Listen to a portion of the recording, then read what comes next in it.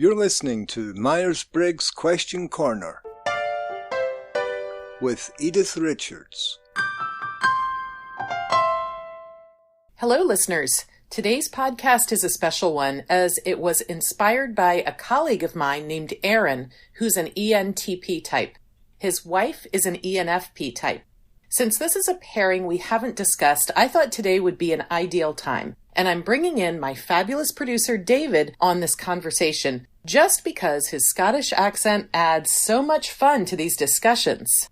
Thank you, Edythe. Hopefully I can offer an insight or two as well. Well, of course, that goes without saying. So thank you, David. We all appreciate you being here today. Glad to be here. This is going to be another interesting discussion.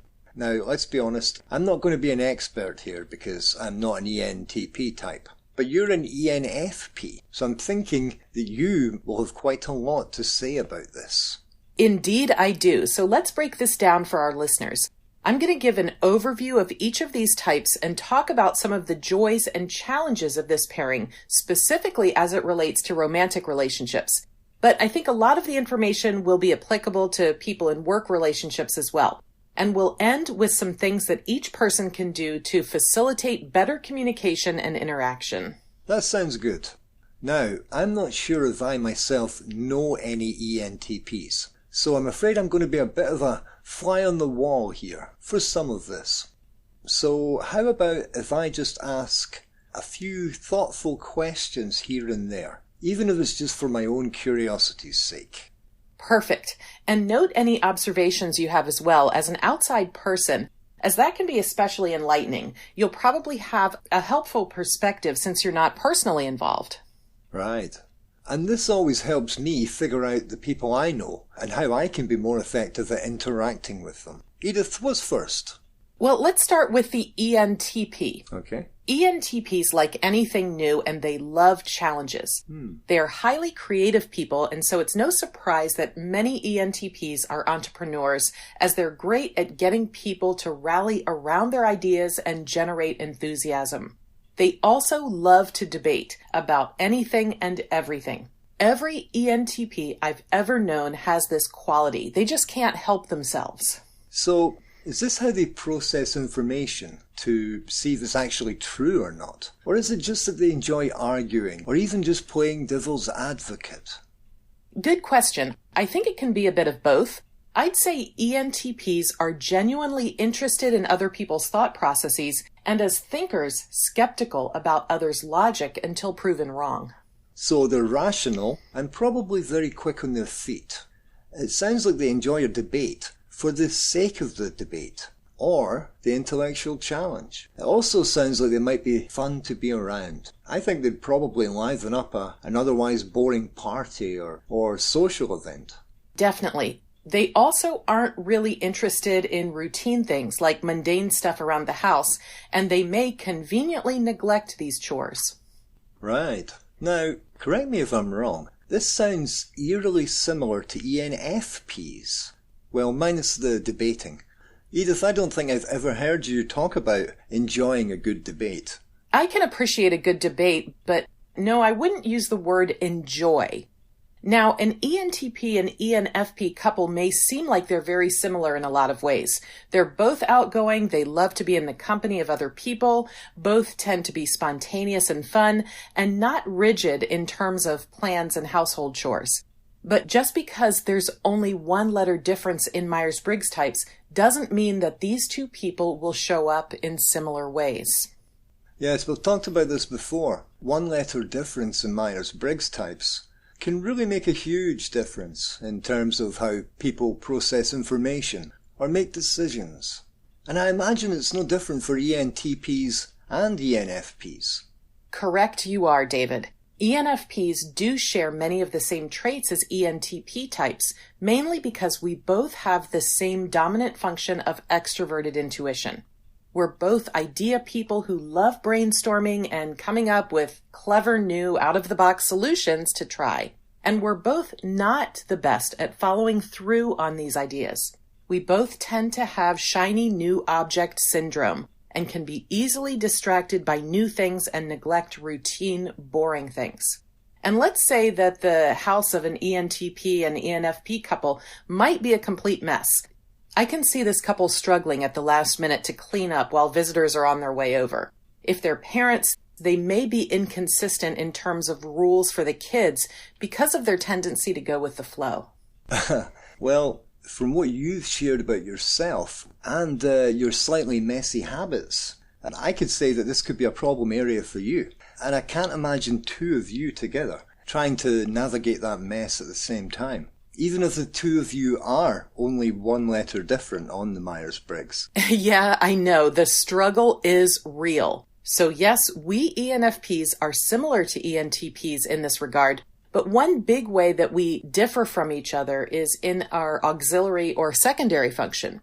ENTPs use introverted thinking and ENFPs use introverted feeling. Right. And that's probably where relationship challenges can manifest. It's possible, but before going down that path, I want to remind our listeners that Myers-Briggs is not a relationship science. There are so many other factors that go into a successful relationship, much more than the Myers-Briggs measures. Yes.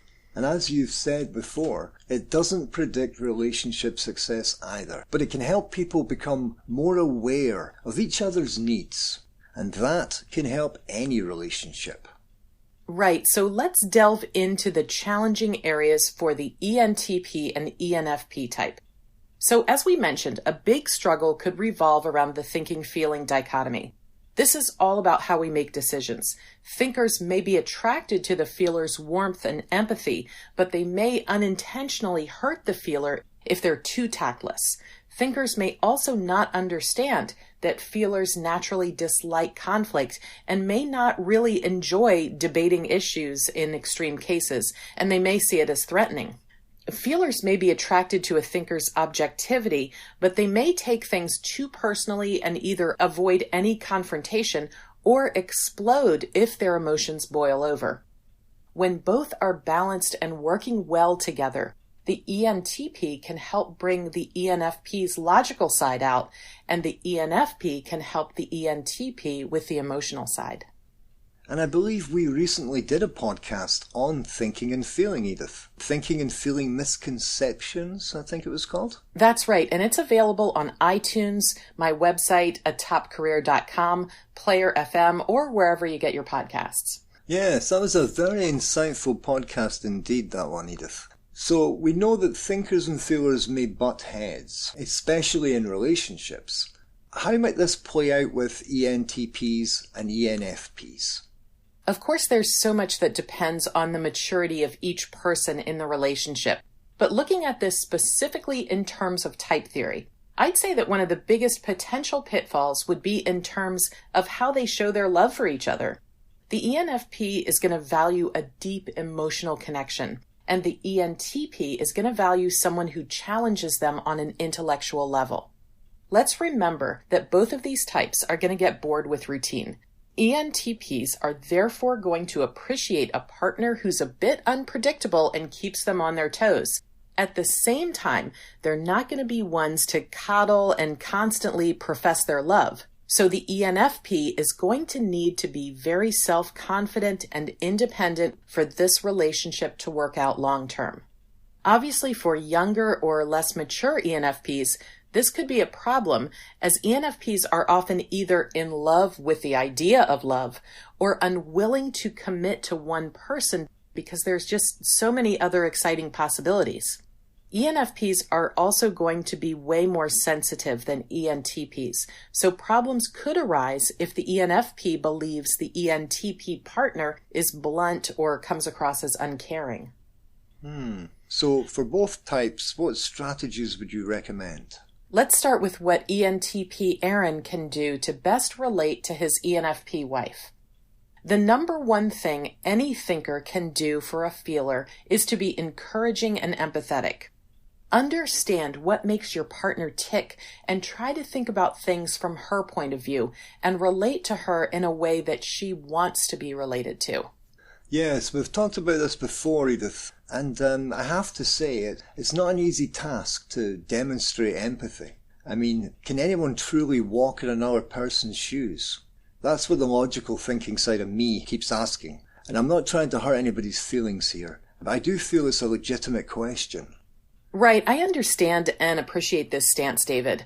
I think that's where people misunderstand what empathy really is, though. Being empathetic to our partners means that we're aware of their emotions from their perspective. Brené Brown has a great YouTube video on the difference between empathy and sympathy, and I'd like to encourage anyone who's struggling with empathy to tune into that.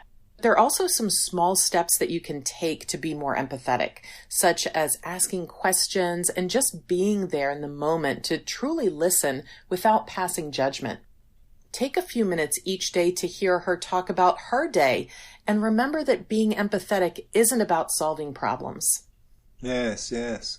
I guess we men often fall into that issue of problem solving. I have to remember that I don't need to fix things, or even understand every little thing about what's going on with the other person, to be truly empathetic. Right you are, David. Now, of course, there's some things ENFPs can do too for better communication and interaction with their ENTP partners. I'm going to guess here that one of them is to learn not to take things so personally. Absolutely. And like being empathetic is hard for thinkers, this is a struggle for feelers. I can tell you that as an ENFP myself, one way I've worked on this is to stop worrying about what other people think about me. I can't control what they think after all, but I can control my reaction to them. Boosting confidence also helps in shrugging things off. Yes, but I imagine this takes on a whole new level if it's a romantic relationship. After all, you can't escape your partner, at least not without potentially serious ramifications. Well, and I prefer to take the stance that every relationship can be fulfilling if both partners do their best for the sake of the partnership and each other. So I may be looking at the glass as half full in this case, but seriously, if the relationship is worth it, you both find a way to work through things if you're truly committed. But there can be some tricky situations with the thinking and feeling dichotomy, since the thinker naturally questions and sees what's wrong first, and may see conflict as something that naturally happens in the relationship, while feelers see what's right first before questioning what's wrong, and they may see conflict in a relationship as a problem. But as you say, opposites can attract too. And, as you said earlier, when thinking and feeling work well together, both partners are using their differences to compensate for areas that aren't their strengths, and they can rely on each other to do so. Right. Feelers need to remember that thinkers will prefer a straight-up, honest approach. They're not threatened by criticism. And even more important, remember that even if a thinker doesn't express his or her emotions to you, this doesn't mean that they don't have feelings for you. We thinkers just aren't as emotionally expressive as you feelers are.